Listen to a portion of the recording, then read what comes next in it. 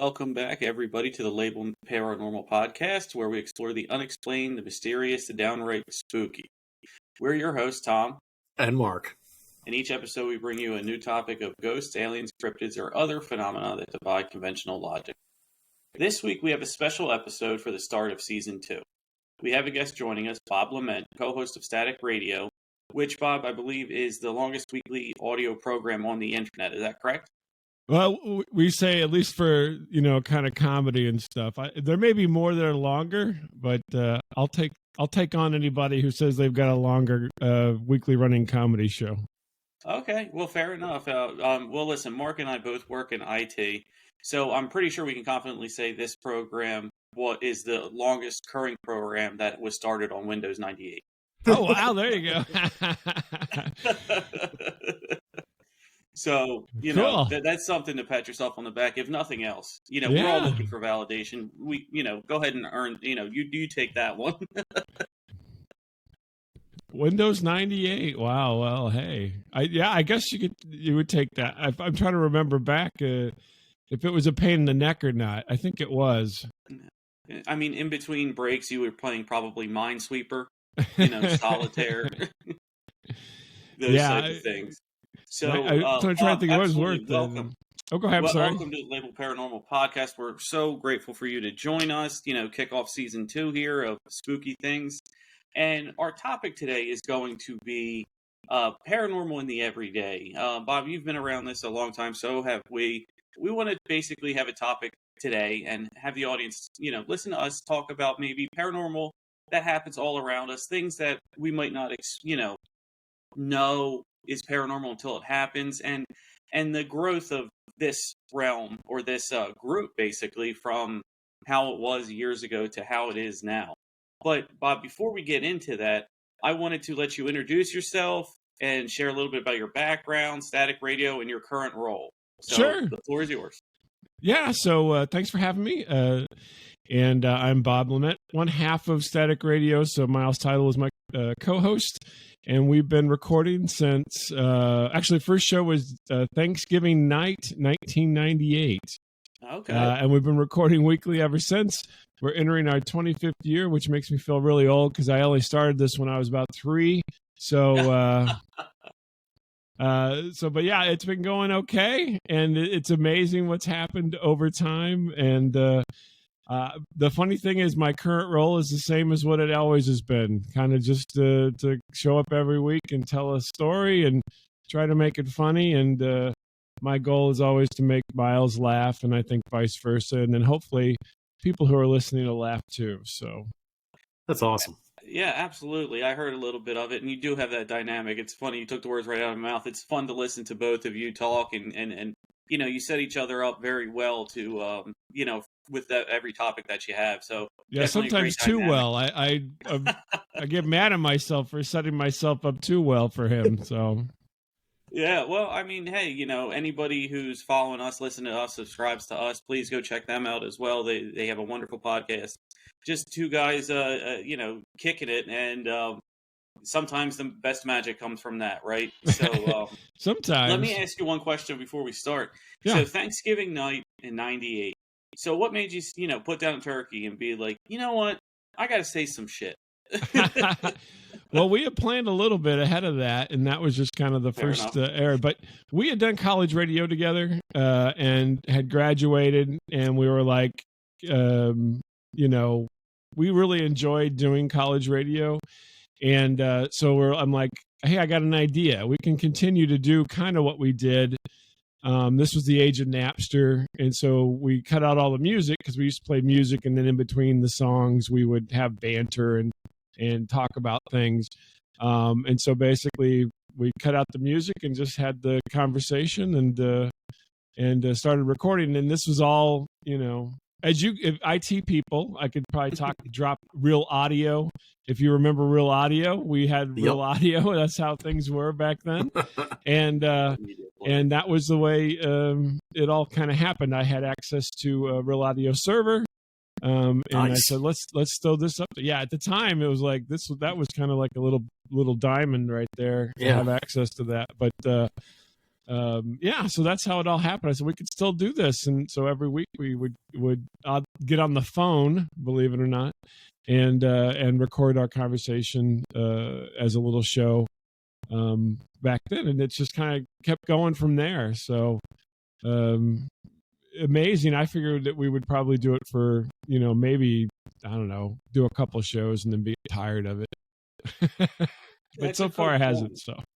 Yeah, no, that's a great point, because it's funny how stuff takes off like that. If you're talking about something you have a passion about, or a hobby that you have a passion about, it's amazing how it doesn't feel like you're doing anything, and here you are 20 some years later.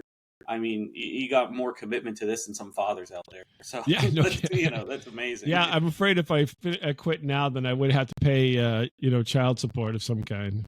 That's true. That's true. Your baby would be all alone out there, right, in the vast wilderness of the internet, which is a terrible place. It is. It's a horrible place. They might turn to the dark web, and then there's no coming back, right? That's right. So, okay, let's get into our topic a little bit, the paranormal of every day. So I'm going to share my screen. I have a couple of interesting polls that happened lately that kind of express the point of our topic that I'm going to make here. So let me just go ahead and share real quick. Window. So let's go ahead and share this. All right. Everybody see that right there? Yeah. So this is a YouGov poll that I picked out from an article on YouGov's actual website.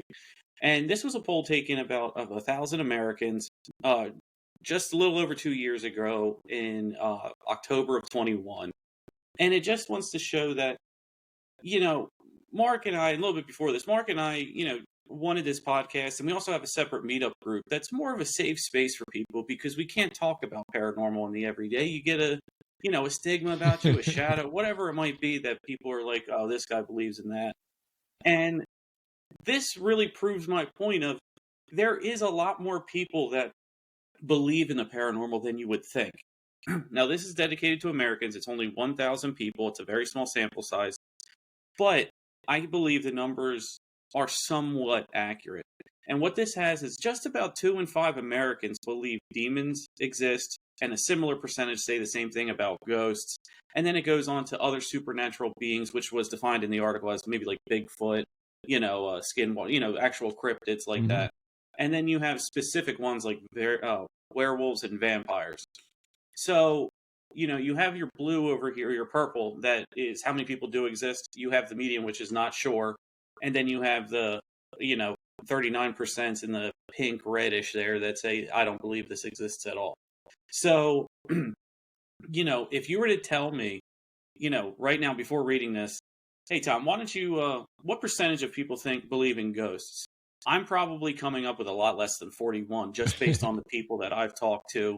You know what I mean? And the reaction that when I try to bring it up in general public, or the regular world, we should call it, not so many people talk about it. But to hear 41% and extrapolate that over all of, 350 million is a nice number. That's 150 million people, 140 million people that believe in ghosts, paranormal, and things like that.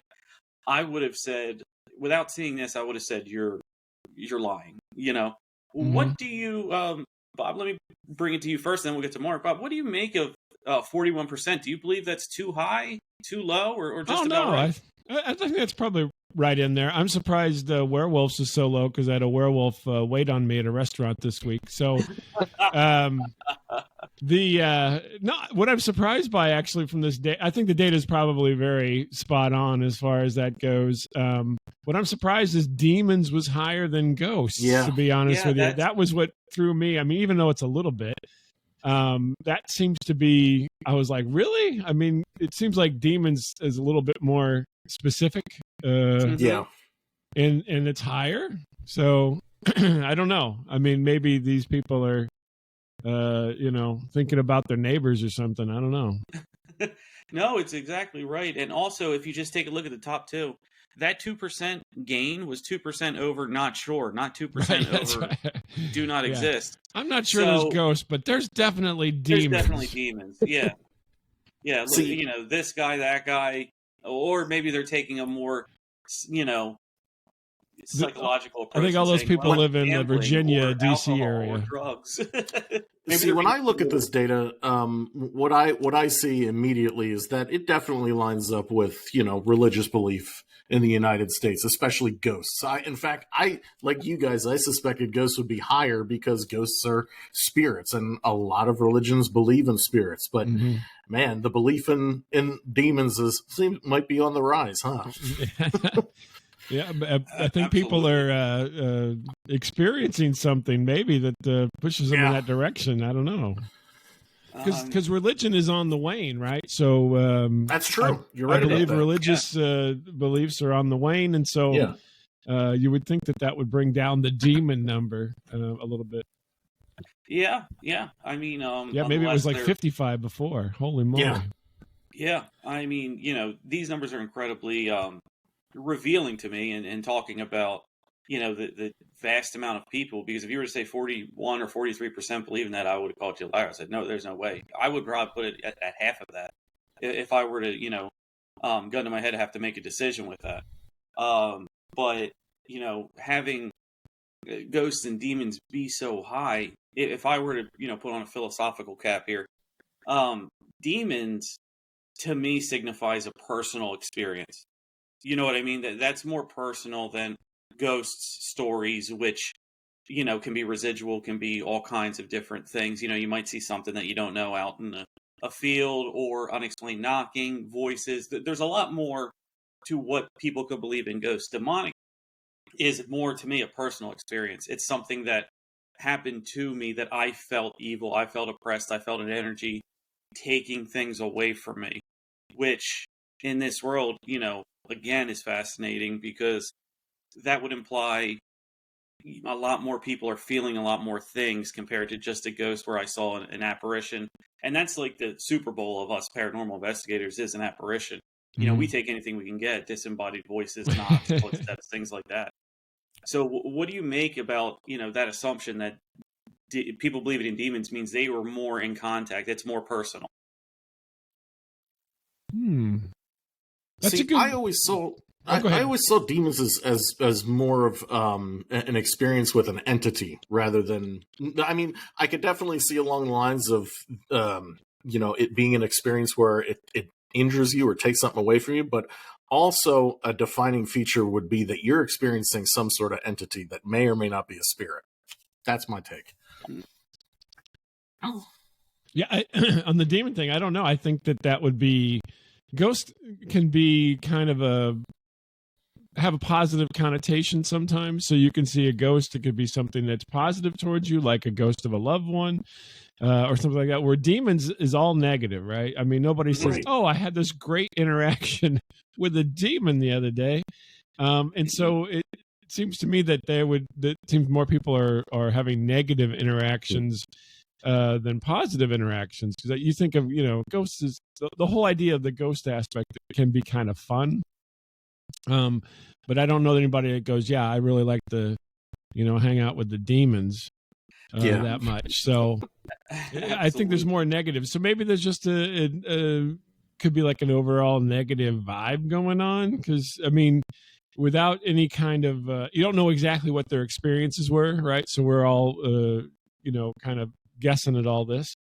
That I would say that the demon thing would mean that they had a fairly negative experience, more than likely. Absolutely. So I have one more poll. Why don't we break down the demographics of people on this? All right. So let's look at that real quick. So we got here. Why don't we take a look at this? This is the demographic breakdown of those individuals who believed in ghosts from that same YouGov poll, breaking it down into, I guess, an educational setting of how many were adults, high school graduates, some college 2-year, 4-year, and post-grad, and how many believed in these ghosts, demons, werewolves, vampires, and other supernatural beings. One thing I'd like to put out is that the numbers are relatively consistent for any college, you know, so some 2-year and 4-year, it's right around that 43.5%, which is higher than the average. such as a high school graduate or a U.S. citizen would incorporate people who might not have that high school degree. Mm-hmm. It's definitely higher. Post-grad is the lowest, which I would say is probably fair. But once again, demons is higher than ghosts, even in there, even with that category. Well, so maybe coworkers could be classified. Yeah, but I'll start with Mark this time. What do you think that college, where you have to have some level of intelligence to get through at any point, you know what I mean, to pass any course, being collectively the highest, nugget in there? Yeah, I mean, the thing about it is, well, I think it's two things. One, I go back to these do seem to line up with the amount of religious people in our country, but also I think more educated people realize that there are more metaphysical aspects of our reality than we account for. And I think there is some sort of awakening that there is, other aspects of our reality that modern science doesn't want to talk about. And I think if you're really smart, you could pick up on that. And I think we could see that here with these numbers. But then why would you say post-grad is lower? You think that would trend the other way, right? So your argument goes that way.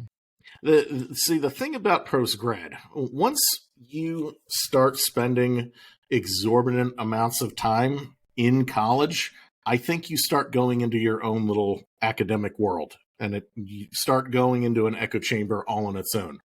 Once you start going beyond 4 years, that's just my personal opinion about certain subjects.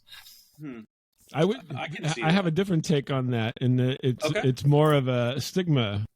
So the further you get along into your education, the harder it is for you to be outside the norm. Because once you get outside the norm, then that negatively affects your standing. So let's just say, it just says postgrad. It doesn't say like a doctorate or anything, but let's just say you're in a position with your master's degree or what have you, and you can't flex too far outside the norm, or else then people will take away from that. Because you've attained a level, right, of a standing, let's say, and by doing so, if you do anything that's too far outside the norm, then you take away from that. And I think a lot of people in that realm get stuck with that concern because it's just like I had a conversation about doctors always are so sure about everything, and the reality is that they're not. I mean, we don't have proof on all levels, but they have to portray that because they're a person of authority, and if you don't act authoritative, then you start not being an authority, right? So I think that's probably where that pushes in the postgrad area. I find it's interesting that some college is higher though than a little bit higher than just regular everyday folks. See, I think to your point about as you go deeper into college, you need to present yourself as more serious. I think we can see this playing out currently in ufology with professors like Gary Nolan and Avi Loeb trying to put forth these ideas into an academic setting and trying to make progress on them. And they're having difficulty getting research money because people don't want to associate with these topics, even though it could be a new frontier that we need to investigate, Well, and the paranormal is too, to be honest with you. I agree with you wholeheartedly. I think basically this is where our academics should be looking. We don't need to. We don't need, if it's already been discovered and kind of thoroughly gone through. Move on. We don't need to worry about it. We have these situations now where things are happening and people are affected, and it's like it would really be nice if somebody took an interest. And unfortunately, you have to use the word give some legitimacy to these things, but really, that's. I don't know if that's a true statement, but that's what they would say, right? So if you bring it into an academic world, into a research world, then it changes the dynamic of what's happening. And so therefore, I think that's where they should be. I think that we should be, all these people aren't experiencing this for nothing, and they love to, they have a mental health issue, Right. Everybody, I mean, even if you you count all the people, the percentages aren't there for them all to have some kind of mental breakdown or any kind of mental health problems. Some of it can be explainable, but some of it's not, and so it really warrants further study and further study in seriously. You know what I mean? We need to get one of my complaints. I love the paranormal stuff, and I'll tell you one of my biggest complaints. One of my biggest complaints is the use of the word energy. Because everybody loves to use the word, this energy and that energy. And well, what energy is it? You know what I mean? Because energy takes on a lot of forms, right? Yes. As you guys know, you said you're in IT. So, we have Wi-Fi is all around us now, right? Yes. And that's radio waves. That's a form of energy, right? Yep. And so there's multiple different forms. And I wish that people would pin it down a little bit, because they use it as a generic. I mean, I think in their minds sometimes, especially, folks in the media are using it in a certain way, but they're not. They're dumbing it down so much that it's like, well, what energy? Yeah. Electromagnetic? That's all around us. Mm-hmm. Pick one, give us something hard data. Put, they simplify these meters and things that they use for the ghost hunting, but they are measuring something, right? They're measuring electromagnetic activity. They're measuring, radio waves. They're measuring something. Yes. And speak in those terms and bring the people up. Don't talk down to the people. And I think if we did that, and then we had research on that, then you could find out that, if you were to sit and watch, we'll just use Wi-Fi for an example, because I think it's fascinating that you can use Wi-Fi to see where people are located in your house. Wouldn't it be great to see if there's other entities located in your house using the same method? Yep. Yeah. And then you literally could watch it happen. You could watch it manifest. You could watch it go away. You could watch it move around. And then you would have measurable data on these experiences, right? Now, it doesn't explain the experience, but now you're starting to measure it. And once you start to measure it, eventually, coincidences, things line up, and you'll be able to get more information out of that. So you could gather data. Yeah, just gather data. Very true, Bob. That's a very good point about that, because you can't study something until you have a measurable, right? Right, yeah. You can't study something that's not there. So collect the data first has to come before anything. And I just don't know scientifically if we're at a stage where we can do that. Or I think it can happen. It's just nobody's doing it. Yeah, exactly. See, the thing is, in our group that we run, we do have a lot of energy people, and I think they're on the right track. They're not trying to be, they just don't have a deeper understanding of that these wavelengths are happening all around us. These frequencies, they are, and we can measure them. We just need to, develop the technology to do it. We can quantify this stuff. It doesn't have to be in the realm of spooky spiritual stuff. We can eventually try to quantify this, and make technology out of it. Yeah, and then you're not not speculating so much anymore. You can you can say, and it may end up being, I was talking to someone recently, and you mentioned UFOs and everything. It may be it's all the same. It may just be that they're just they're energy beings that live in a different realm that move around freely and pop here and pop there, and it's all the same stuff. It's not your dead relative necessarily. It's an entity that we just haven't discovered. Yeah, absolutely, Bob. Yeah, you touched on a few things that we discussed here on Label Paranormal last season, such as whistleblower testimony, about disclosure. And Mark and I, put forth the idea in that episode that these universities can't teach it because of the disclosure, right? They can't. There is no disclosure, so we can't talk about it. We can't teach it. And I think we're reaching the crisis level at these companies that are, using this reverse engineered tech or any of these, alternative principles in use of vehicles and things like that, where their scientists are getting older, and they're not replenishing them with the newest, the best out of, the MITs, the because things they can't, because what are they going to do? They're going to go there, and this was, repeated by David Grush after the whistleblower testimony, but I can tell you, in a real short form of it, he said, going to these graduates, going to these top-level people, hey, I can't tell you what we're going to work on until you sign this, but I can promise you we're going to work on some cool shit. And that might have worked back in the day with disclosure. You have the premise of the Cold War, 70s, 80s, you know what I mean? But now, as those scientists are getting older and passing on, the level that they're bringing in isn't the top tier level, and they're fearing for their bottom line. They need more, resources, and not money resources. They need intelligence resources. So we put forth that idea in our whistleblower episode that, disclosure might be coming due to not people demanding that they want to know about UFOs, but because companies behind the scenes are saying, hey, make it so we can talk about it, so we can go to these programs. So we can develop it. They have a brain drain, is what you're saying. Yes. Basically. That's what I think, yeah. That could be. That's a good thought there. I wonder. It seems like, you don't have the patriotic stance where you can pull people in under the Cold War aspect of things as much anymore.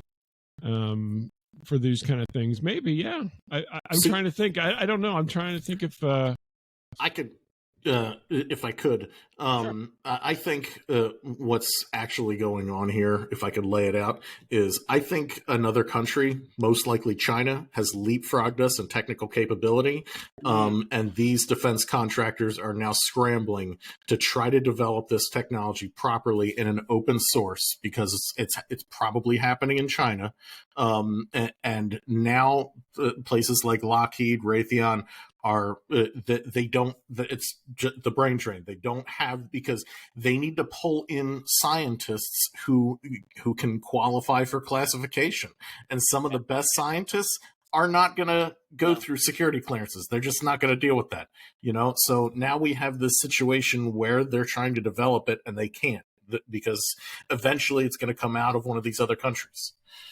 That's what I think's happening. I got an interesting idea on that. If you want to hear it, what do you got? Yeah, sure. You may not want to hear it. I don't know, but we're just talking, right? So I'm of the over the last maybe, I don't know, year or two, maybe more, but I've come to the conclusion that we're all in this together. All the countries are colluding, even though on the surface for the media they're saying that they're not, because there's so many instances that they get leaked out. COVID, for instance, and I don't want to get too far into that because I know everybody gets banned if they say the word, but there was the reason why it was called the Wuhan. What was the Wu? What was it called? The Wu flu. The Wu flu was because they thought it came from there, and they were all together with America on that, right? They were cooperating. We have never stopped cooperating with the Russians on space stuff, ever. Even during the Cold War. The Cold War. And so all the major players that you hear about it, who are, against each other all the time, are all cooperating constantly in the background on all these things. And so to me, it's like, just the logic in my brain says, you don't cooperate with the enemy on these things that are big things, right? These are big, important things. If you're really an enemy, you know what I mean? No, this is a frenemy kind of situation, not an enemy kind of situation. Oh yeah, and that's kind of what I'm implying here, because I think there is a higher level club with all these countries all basically working with each other. But the other angle is that there's also factions within these groups, and you could call them kind of like frenemies. It's not. Some factions might see a situation as more serious than it is. Like, okay, if China develops spacecraft before us, why does it really matter? to the general public, it might not actually matter. But to some defense contractors, it really could. So they're going to lobby to try to make this happen, So, like, it's stuff like that. You know what I mean? That's what I'm kind of talking about. So maybe more, if an analogy would be kind of like lawyers, where they're in the courtroom and they're fighting it out, and then whenever they're out of the courtroom, they're all buddy-buddy. Yeah. And so, yeah, maybe, but I think that everybody loves to you have to have an enemy in order to get people to kind of go along with things. And so I think that's more along the lines of what's happening than actually being enemies. I think, yes, if there's one enemy, I'd say it's North Korea, because nobody seems to want to play with them. And you never hear of any kind of, side project. Oh yeah, we're helping out North Korea with something. That never happens. And that seems to be one of the few that are really, kind of sequestered, let's say, out of the club, as it were. But I don't know. That's a good question. I think I talked to a person who believes that all UFOs are government projects. And that's their stance. And I go, I don't think so. I think that there's a good percentage that probably is.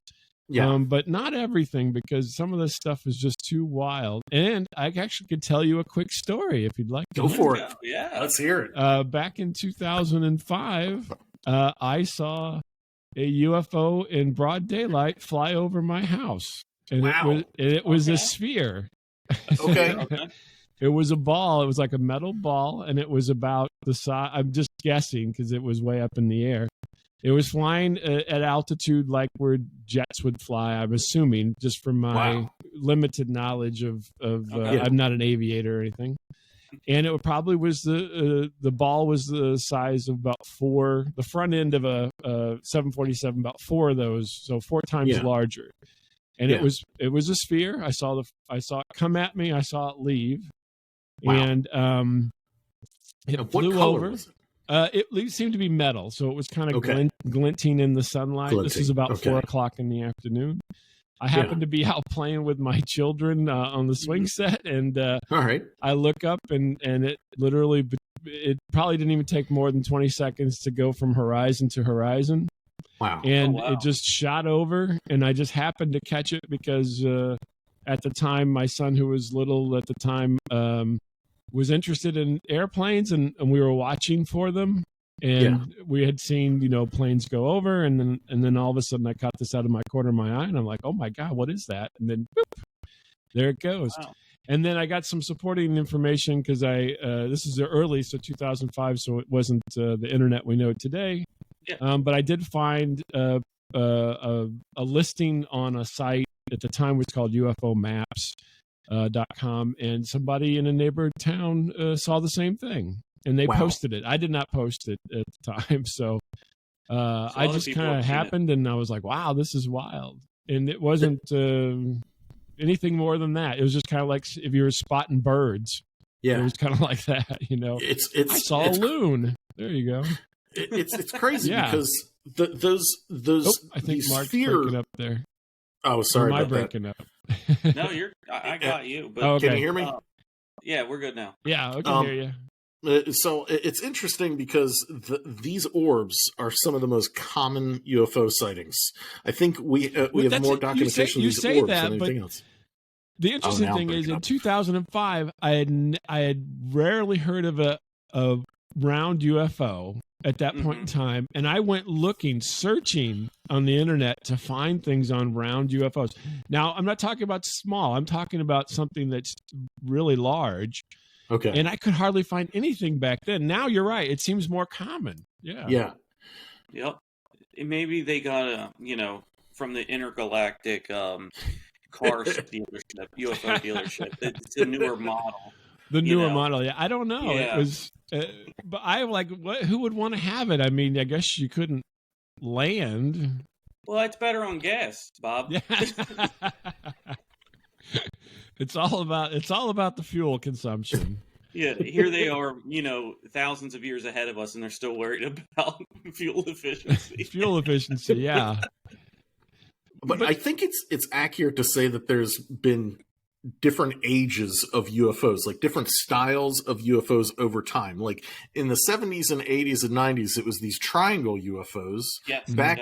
Before that, it was flying saucers, and now today it's these kind of orb UFOs. That's wild. Yeah, the triangles. There are military things that are triangle shaped, like the stealth and the B2. Yeah. And the TR-3B is what everybody talks about. And then the Aurora Project, if you've heard about that one. Is that different from the TR-3B? I thought it was the same thing. It could be. But it could be a variant. It's hard to tell from what I've read, at least, because the Aurora was more about, I think, what it did as opposed to what shape it was. Right. But but I've not seen anything on the round ones or the saucer ones so much.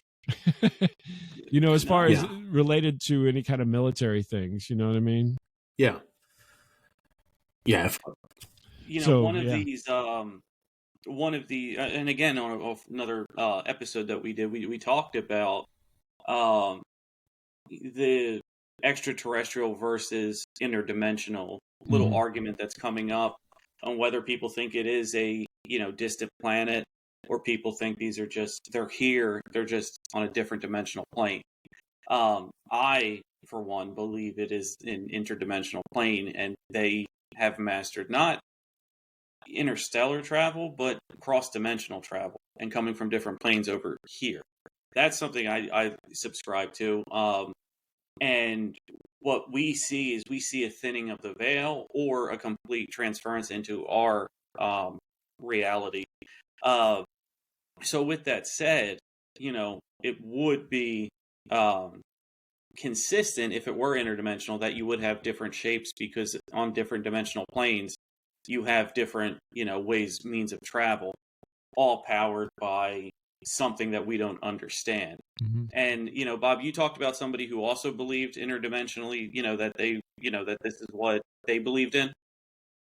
Yeah, I don't see why there couldn't be both, to be honest with you. It amazes me that it's interesting, and I always have to be skeptical, right? So the interdimensional aspect is kind of coming to the spotlight with Lou Elizondo, right? So there was always talk about it, obviously, if you were into the subject and so forth. But as far as a mainstream kind of the mainstream coverage of this thing, Lou Elizondo kind of brought that forward, and then he was a government person, right?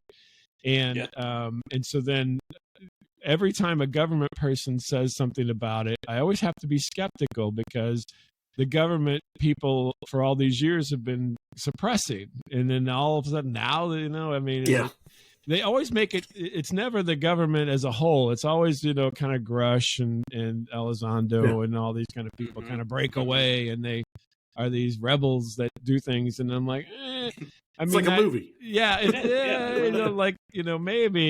Maybe. Yeah. I mean, it could be, but I always take it with a little bit of a grain of salt, just because of their affiliation. Because you and I both know that they're getting a pension from the government. Yep. Yeah. And you know how it goes. You just take it to office, take that and bring it down to office politics, and where you're getting paid from is where you're going to kind of toe the line. Even if you bend a little bit, you're always going to snap back to wherever that, money's coming from. So I always take those with a grain of salt. I think that, the people outside of that are a little bit more. The problem is that they don't have, everybody thinks the government brings credibility, right? But I don't think that that's always the case. And some of these other people who are operating outside of that are probably more in line with that. Now, to your question about the interdimensional, I think it happens. I think the intergalactic and interdimensional happen, and I think it's probably been happening for quite a long time, and we're just now coming to the point where we're more interested in it, possibly. There's sightings and things going way back to early record and printing and so forth, so it can't be denied. It's just we weren't quite as large a populace at that point, so maybe they're just not seeing everything. And then I always say for people that are like, I mean, maybe they don't even care about us. We are insignificant in their research. Maybe they're just looking at ants. Yeah. Everybody as a human being, we always tend to think we're the center of the universe. But the reality is that we're not, and maybe the reason they're here has absolutely nothing to do with us, and the only reason we catch them is because every once in a while we're in the area that they're curious about. Maybe they want to talk to the whales. Yeah. Go to Star Trek. Yeah, maybe they want to talk to the whales. Yeah, I mean, I always think that there's, if you were to think about population density, there's more insects on this planet than there are people. Yeah. And so maybe it's an insect thing. Maybe they want to talk to the insects. I mean, hey, there's mantids. Yeah, they've been. And you have these insectoid reports and so forth. Maybe it's they're just curious about what's going on with them. Maybe they're like trying to develop them as a species or something. Who knows? Yeah. Yeah, they're trying to help anything they can to get us off of it. Right? Yeah, we're the vermin. Yeah, we are. No, but some of those wild stories out of South America about the insectoid, and Oh yeah. Yeah, I heard one about a mantis thing that kind of appeared through a person's wall. They were just in their room, and it just kind of if you talk about interdimensional, just kind of appeared like sticking out of the wall, and something happened to him. But yeah, I mean, it's just bizarre. That's heart attack fuel right there. Yeah. Oh man, could you imagine that? Oh God, that would freak you out, wouldn't it? Yeah. That's a nope. That's a no for me, dog. So, yeah, I'm not. Well, I mean, they certainly seem to display interdimensional properties if they could phase through walls and things like that. Oh, for sure. See, my personal opinion is that the technology that they're using is clearly interdimensional in some way. So you could attribute that to them being completely interdimensional. But what I think is that these things are able to be extraterrestrial, but they're actually from here, like from a long, long time ago. Like they've survived the cataclysms. Mm-hmm. Maybe potentially they live underground. Maybe that's what the Native Americans refer to when they talk about the ant people. Ant people, yeah. And the ant people repeatedly allegedly helped humanity survive cataclysms by going underground. It's hard to say, but I think these things are basically everything: interdimensional, extraterrestrial, and also from here. Mm-hmm. No, I think that's very plausible. We had to have had help in some way. The older I get, the more research. Yeah, it's whatever way, I don't know, but I do believe something has helped us along our path, because I don't know if we would have made it here if we were to this point. Yeah. You know what I mean? If we were on our own. Now you can talk about hybridization. You can talk about intervention. People talk about divine intervention. Maybe we're just thinking about it in the wrong way. Mm-hmm. How we can be helped from a society greater than ours, and then you can define greater however you want.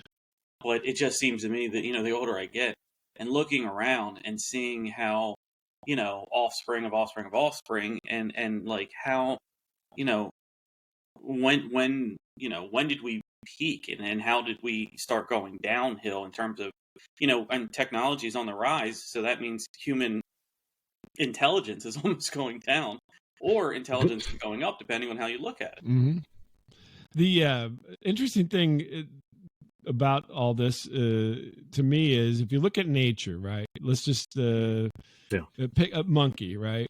So there's so many different types of monkeys, right? I mean, there's little ones, there's big ones, there's prehensile tail, they got no tail.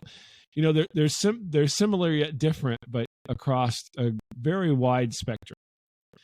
Now with people, right, you have a spectrum, but it's not as wide of a spectrum, because it's basically based on color, eye color, skin color, hair color, right? And it's not like there's people with tails and people without tails and things like that. And so I always wondered, are we just that new to the ecosystem that we haven't developed that yet?